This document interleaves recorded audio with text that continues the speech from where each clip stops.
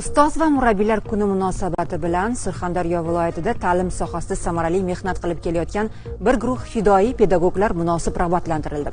Tantanali marosimda ustoz va murabbiylar pul mukofotlari hamda Damas rusumidagi avtomashinalar bilan taqdirlandi.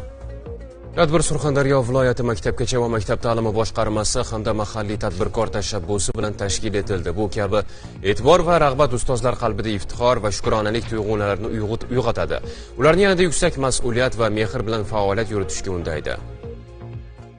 1 oktyabr o'qituvchi va murabbiylar kuni munosabati bilan Surxondaryo viloyati maktabgacha va maktab ta'limi boshqarmasi hamda vohalik tadbirkor tashabbusi bilan ilk bora fizika va matematika fanlari bo'yicha umumta'lim maktabi o'qituvchilari o'rtasida bilimdon ustoz 2025 viloyat olimpiadasiga start berildi. Olimpiada 2 bosqichda o'tkazildi. Dastlab tuman shahar bosqichi ishtirokchilaridan 1, 2 va 3 o'rinni qo'lga kiritgan o'qituvchilar viloyat bosqichiga yo'llanma oldi. Viloyat bosqichi esa 2 shart asosida o'tkazildi. Birinchi shart test sinovlari bo'lib 37,5 balldan yuqori natijalarni ko'rsatgan o'qituvchilar keyingi bosqichga o'tdi. Ikkinchi shart yozma ishi bo'lib ishtirokchilarning ijodiy va tahliliy qobiliyatlari sinovdan o'tkazilib, g'oliblar aniqlandi.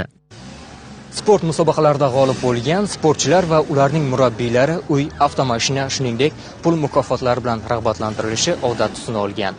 Avtomashina bilan rag'batlantirilgan o'qituvchilarni esa kamdan kam holatlarda uchratamiz.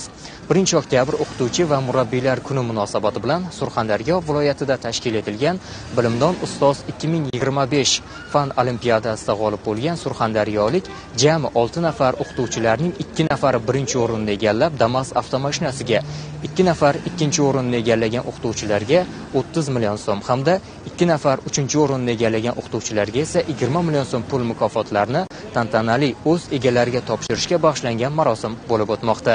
Viloyatimizda o'sha 50 mingga yaqin o'qituvchilarimiz bo'ladigan bo'lsa, 1600 dan oshiq, ya'ni 1683 ta o'qituvchilarimiz fizika va matematika yo'nalishida olimpiadalarda o'zlarini bilimlarini sinab ko'rdi. Bugungi kunda Surxondaryoda fizika matematika faniga bo'layotgan e'tiborni yanada kuchaytirish maqsadida aynan tadbirkor tomonidan mana shunday tizimli tarzda tashkil qilib berilgan olimpiada yillar o'tib yana o'zini hosilini, o'zini ijobiy natijasini beradi degan ishonchimiz komil. O'qituvchilar jamiyatning eng hurmatga sazovor vakillari hisoblanadi. Ular har bir yosh avlodning bilim olishida, ma'naviy va intellektual rivojlanishida muhim rol o'ynaydi. Shu bois so'nggi yillarda ta'lim sohasiga alohida e'tibor qaratilib, ularning oylik maoshlari sezilarli darajada oshirildi. Men ushbu olimpiadada matematika fanidan qatnashib, viloyat bosqichida maksimal 100% natija bilan birinchi o'rinni qo'lga kiritdim va Damas avtomobilining egasi bo'ldim.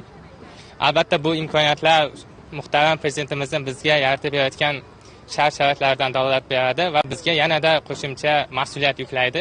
Viloyatda boshlangan bu kabi tashabbus an'anaviy yo'lga qo'yilib, kelgusi yillarda bosh sovrin uchun uy qo'yilishi ham rejalashtirilgan. Bu kun Sardorbek Lolayev, Xolmat Ne'matullayev, Surxondaryo.